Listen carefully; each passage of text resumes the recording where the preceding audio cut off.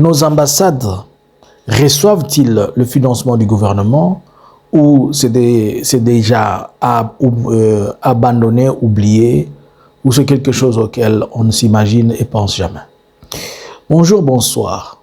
Nous, c'est Analysons Congo. Aujourd'hui, nous sommes le 27 octobre 2025. Nous venons analyser ensemble pour nos 10 minutes, comprendre un peu cette histoire. Abonnez-vous, likez, partagez et restez connectés avec nous. Surtout, ne manquez pas de nous laisser un commentaire. Si je peux avoir de vous 5K de likes, 5K de cœur et des commentaires. Ne regardez pas sans liker. Quand vous cliquez pour regarder la vidéo, likez en même temps. Même si vous regardez sur la télé, cherchez notre appareil pour liker et commenter. Alors, je vais analyser deux éléments importants.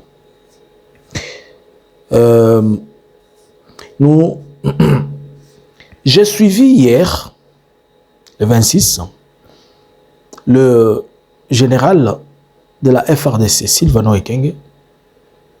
Excusez-moi, ce n'est pas Sylvano Ekenge, le monsieur qui fait la com, le général Ekenge, oui. Il était en train de répondre et dire, on lui a posé la question sur des frappes militaires de la FRDC. Sa réponse était la suivante.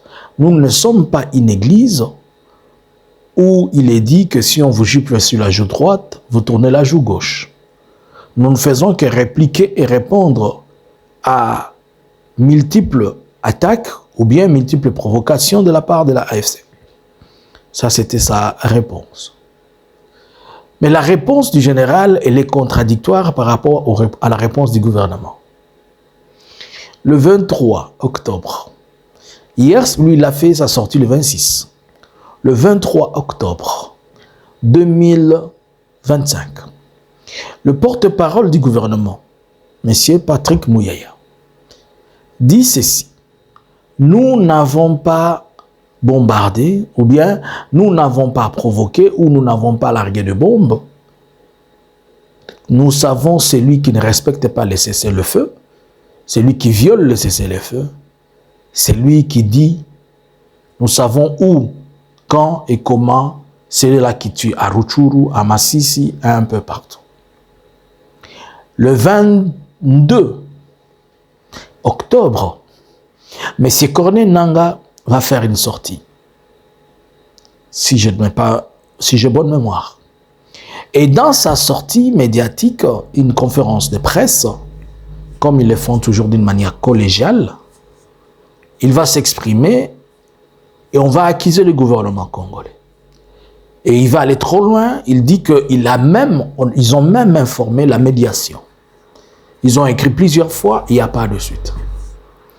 Alors là, nous avons trois réponses pour une même situation. Corneille Nangaa accuse le gouvernement congolais. Le gouvernement congolais refuse, il accuse le M23. Et l'armée congolaise reconnaît. Est-ce que vous comprenez la confusion ici? Ça prouve qu'il n'y a jamais eu de coordination entre ce que font les civils et ce que font l'État, la force de l'armée et de l'État congolais fait et ce que le gouvernement congolais fait.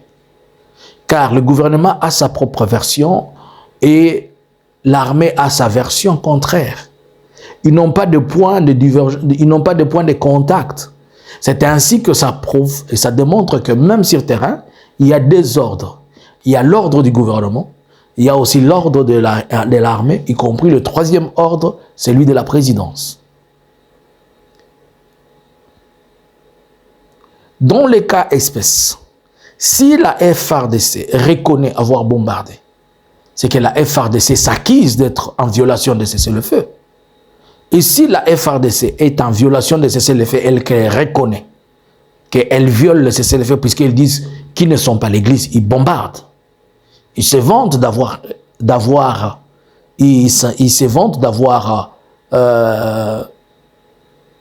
outrepassé le cessez-le-feu ou d'avoir, de n'avoir pas respecté le cessez-le-feu. Alors, que fera leur allié? Pas leur allié, mais ce qu'ils appellent comme ennemi, l'AFC M23. Cela veut dire qu'elle est aussi dans la légitimité de pouvoir riposter, puisque le monsieur lui a dit que ce n'est pas à l'église. Et comme ce n'est pas à l'église, ils vont tous se gifler. Plusieurs informations nous disent qu'il y a beaucoup de renforcements de troupes de part et d'autre. Déjà hier, on a parlé de l'avancée de certaines troupes de l'AFC vers le Mangurujipa. Nous sommes dans les territoires de Lubero.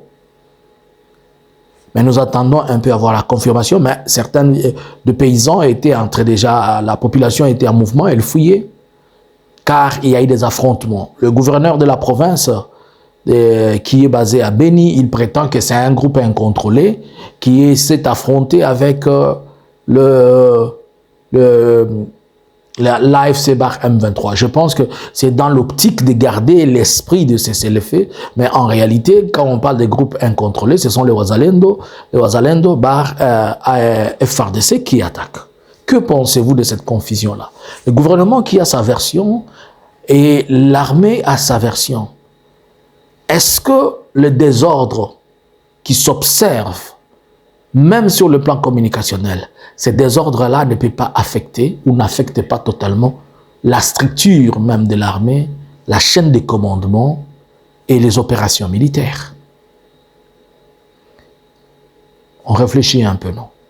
Il serait mieux, monsieur le ministre des Communications, il serait mieux, monsieur le chef d'État, le chargé des communications militaires, nous avons vu de vous plusieurs ratés. L'armée dit ceci, le gouvernement dit cela. L'armée a sa façon de narrer l'histoire, le gouvernement a sa manière de narrer l'histoire. Il serait mieux que vous puissiez coordonner pour que vous nous empêchiez de toujours tomber dans cette honte qui démontre le manque de ce professionnalisme. Le président Félix, probablement, il va être à Paris d'ici le 30. Mais certaines indiscrets ou certaines sources nous disent qu'il s'observe qu'il est possible que le président se déplace aujourd'hui ou demain pour Paris. Puisque le dispositif qui est pris démontre le dispositif sécuritaire tout autour de lui démontre qu'il veut voyager. C'est-à-dire il peut prendre son avion aujourd'hui, il peut prendre son avion aujourd'hui le 27 pour aller à Paris. Nous allons peut-être vous dire la suite de leur itinéraire et de comment ça va se passer. Mais après Paris, le président est attendu à la chose au Brésil. Je ne sais pas s'il va passer tout son temps ou bien il va d'abord rentrer et puis aller au Brésil. Mais il sera au Brésil entre le 3 et le 6 pour un sommet qui l'attend là-bas, le sommet de COP 30. C'est-à-dire le sommet sur le climat qui est sous la houlette de l'Organisation des Nations Unies, qui est framework de convention de climat, tout ça. Et cette année, ça va se passer au Brésil et la ville de, je ne sais pas si j'ai bien prononcé le nom, c'est Belém. Alors, c'est aussi parmi les grandes villes du Brésil, c'est la 11e ville du Brésil. Mais là, il y a un souci et c'est pourquoi je pose la question. Il y a toute une délégation de mamans et de papas congolais qui s'étaient déplacés pour aller et commencer à espérer attendre le président. Il s'est préparé, donc la délégation s'est apprêtée pour recevoir le président le jour où il va arriver. Et certains se sont déplacés de leur endroit. Je vais vous prendre quelques minutes, excusez-moi, je vais un peu déborder le temps pour l'explication. Et ce qui s'est passé, c'est que ces gens-là, ils viennent de recevoir un coup de fil de la part de l'ambassadeur, leur demandant de rentrer chez eux, puisqu'ils ne pouvaient plus bénéficier du transport les permettant d'aller accueillir le président. C'est-à-dire, ils s'étaient convenus des Congolais qui sont là-bas, qui vont se mobiliser et l'ambassade, ils ont juste demandé au niveau de l'ambassade que l'ambassade leur donne le moyen de transport, c'est-à-dire qu'ils louent des bus et les bus vont le prendre pour les amener. Ces derniers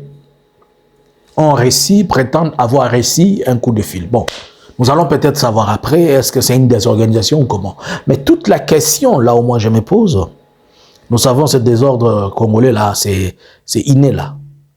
Mais la question que moi je me pose, si l'ambassadeur ou l'ambassade du Brésil peut manquer l'argent pour prendre en location, même 100 bis, si on nous dit que c'était trop, c'est 100, on avait demandé beaucoup, c'est 100, je prends même 10 bis ou 20 bis, et qu'on estime que la moyenne des gens qui vont être dans les bus, ça va être 34, donc au moins 350 personnes qui doivent être à l'aéroport, ou 100 ou 200 pour attendre le président, mais ils ne vont pas l'être puisque l'ambassade n'a pas l'argent pour louer le bus. Qu'est-ce qui se passe donc? Les recettes que l'ambassade fait, avec tout, le permis de chez-ci, les certificats de cela, les attestations de cela, le passeport, c'est que les ambassades ne retiennent rien à la source, ils envoient tout au trésor public, ou soit à leur ambassade. Bon, on sait que c'est de l'argent du trésor public, c'est l'argent de l'État. Ils retournent tout cet argent à l'État congolais, au trésor public, et le trésor public ne rétrocède rien au niveau des ambassades. C'est une question que je pose. Puisque si l'ambassade peut avoir du mal à louer le bis, cela veut dire que l'ambassade est foutue, ça veut dire que l'ambassade n'a pas l'argent. Si elle n'est pas en mesure de louer, bon, alors comment est-ce que l'ambassade du Brésil travaille? Et là, je prends l'ambassade du Brésil comme cas dans toutes les ambassades. J'ai aussi d'autres informations, plusieurs d'autres ambassades que peut-être, et c'est puisque je prends l'aspect professionnel pour éviter d'exposer certaines choses. Cela veut dire qu'il y a un grand faille dans les ambassades. Maman Thérèse Kaikwamba, la star qui a disparu ces derniers temps, je ne sais pas pourquoi, depuis la sortie de la Belgique là. Bon,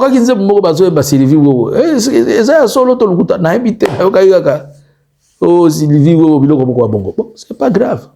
Maman Thérèse Kaikwamba, la question que je vous pose, êtes-vous au courant de ça ou vous n'êtes pas au courant de ça? Et si vous êtes au courant de ça, le gouvernement, 7 ans après, n'a toujours pas mis en place un mécanisme où les ambassades peuvent avoir un peu d'argent pour gérer des problèmes au niveau local. Si nos ambassades n'ont pas l'argent, comment obtiennent-ils des informations? Comment se renseignent-ils? Dis-moi maintenant que le président doit venir au Brésil. Quand on va lui faire le briefing, on va lui faire le briefing sécuritaire sur base de quoi? Nous connaissons tous que les informations coûtent énormément cher pour avoir les vraies informations. Et dans des pays développés, on a développé des mécanismes qui ne sont pas des bouches à l'oreille, ce sont des grands mécanismes. Voilà l'une de force qui nous manque. C'est pourquoi nous n'avons pas une diplomatie forte et assise au niveau étranger. Je pose une simple question, dites-moi. Ambassade des Angimbongo ya loué babis. Naebi na sali vidéo na lobi boya ba koya kosala ba contre vidéo ou bien koyoka bato wana bango moko babimiote ezalaki kaka incompréhension to yebi bino to bibi loko na bino bokobeta bora mi balé. Mais boye ba déjà quand même que le message est que Félix Brésil place aux okende na Belém place aux okende bato koyambo bazate. Peut-être ngana sungio lelo po botinda mbongo bakende koyamba président bato koyambo bazate po ba bis transport quand de basenga ki bazute. Au moins, dans le Bélibino, mais le gouvernement, nous critiquons le gouvernement pour permettre à ce que notre gouvernement travaille. Vous avez fait au moins 2 voyages au Brésil. Le Brésil, c'est un pays trop important. C'est un pays, en Amérique latine, je pense que c'est le premier. Si je ne pense pas, je dis que c'est vrai. Le Brésil, c'est le premier. L'économie est une puissance dans l'Amérique latine. C'est un pays où vous voulez faire beaucoup de partenariats avec, notamment, avec l'accent sur l'armée et autres. Mais comment vous ne pouvez pas permettre à ce que cette ambassade ait fonctionner, madame? L'ambassadeur a été.